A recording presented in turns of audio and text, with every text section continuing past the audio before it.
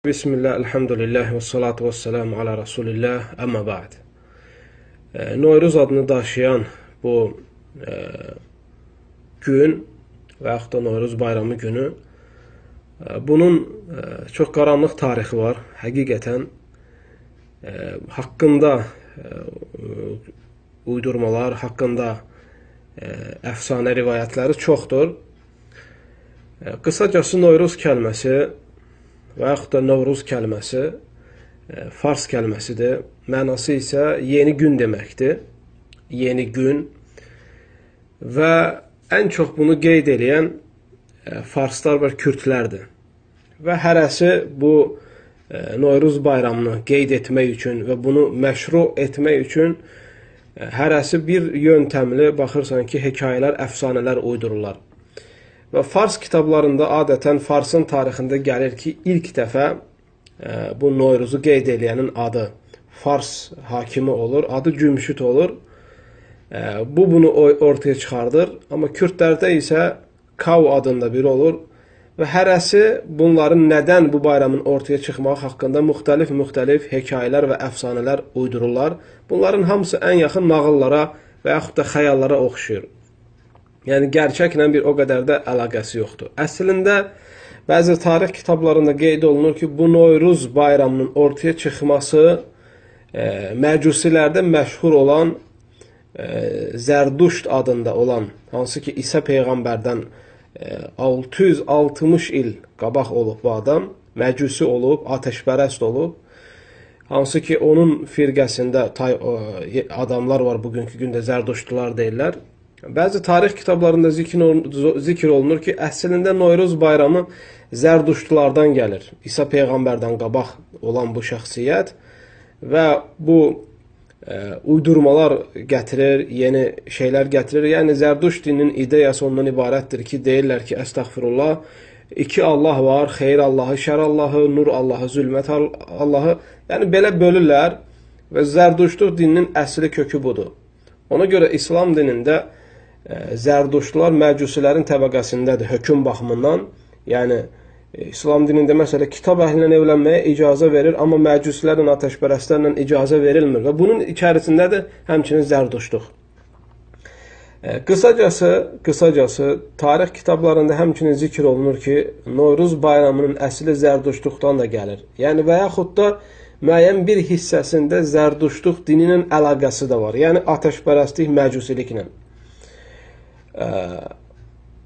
Qısa olaraq, Novruz bayramı şərq ölkələrində peyda olub, kürdlər və farslar tərəfindən günündə və bəzi adət-ənənələrində ittifaq etsələr də, bu günün qeyd olunma səbəbində rivayətləri və əfsanələri müxtəlifdir. Hökmü barəsində gəldikdə, İslam dinində belə bayram yoxdur. Hədisdə gəlir İmam Abu Davud Sünən kitabında, həmçinin Nəsai Sünən kitabında Ənəs ibn Məlik radiyallahu anhudan hədis gəlir. Peyğəmbər sallallahu aleyhi və səlləm Mədinəyə gələndə görür ki, ildə 2 dəfə yığılırlar, toplanırlar, şənlənirlər, 2 gün qeyd edirlər. Peyğəmbər sallallahu aleyhi və səlləm soruşur ki, bu nə günlərdir? Deyirlər ki, ya Rasulallah, bu bizim yəni ki, İslamdan qabaq qeyd etdiyimiz, bayram kimi qeyd etdiyimiz günlərdir.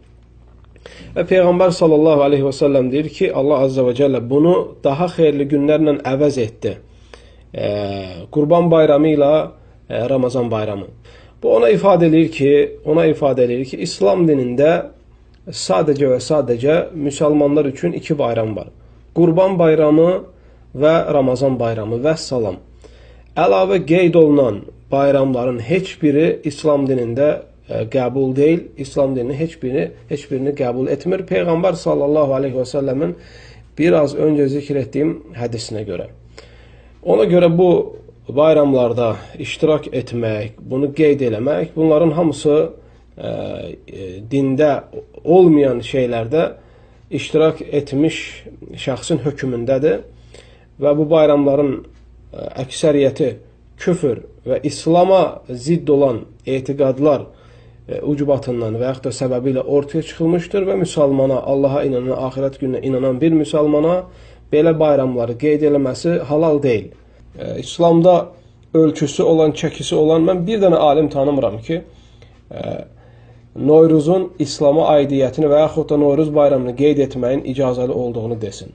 Və ona görə tövsiyəm odur ki, müsəlmanlara qeyri-müsəlmanlardan, xüsusən də əsli məcusilərdən və əsli cahiliyyədə gələn bayramlarda əsla iştirak etməsinlər. Sovetlər dönəmində əsli bütpərəstlik və müsəlmana zidd olan bayramların təntənəli şəkildə keçməsinə böyük yardımlar var idi.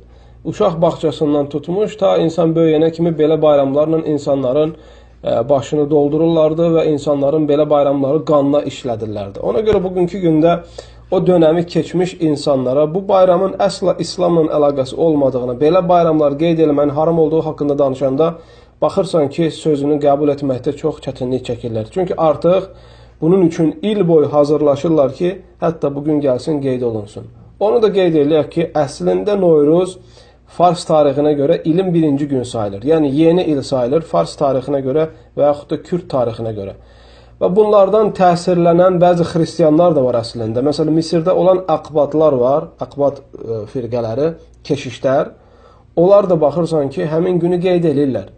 Və eləcə də Sovetlər dönəmində olan müsəlman ölkələri də bu bəlaya düçar oldular və bu da onların uşaqlığından, məktəb vaxtından qanlarını yeridildi. Amma bugünkü gündə hal-hazırda müsəlmanlar oyaq olmalıdır, açıb tarixlərini oxumalıdırlar. Və əlhəmdülillah bugün oxumaq şəraiti hər kəsin imkanı var. Əvvəlki dövrdə yaşamır insanlar. Ona görə müsəlmanlar ayılmalıdır, oxumalıdır və bilməlidir və dininə uyğun şəkildə hərəkət etməlidir. Bugünkü gündə məcbur deyil müsəlmanlar ki, gedib zərduştlara və yaxud da məcusilərə və yaxud da atəşpərəstlərə və yaxud da xristiyanlara təqlid eləsinlər. Sən görməzsən ki, bu tayfaların hansısa Ramazan bayramını qeyd etsin və yaxud da Qurban bayramını qeyd etsin. Subhanallah, amma müsəlmanlar baxırsan ki, kim nə dedi? Yəni, söhbət oradan getmir, yəni indikilərdən. Söhbət oradan gedir ki, əvvəl Sovet vaxtında təsirlənmişlər. Yəni, onlara da başa salmaq lazımdır ki, artıq bu əvvəldən insanlara yer edilmiş batil bir bayramdır və bunu tərk eləmək lazımdır. Və bu münasibətlə bu bayramı müəyyən geyimlə, müəyyən fərahla, müəyyən hədiyyələrlə, müəyyən yeməklərlə qeyd etmək olmaz.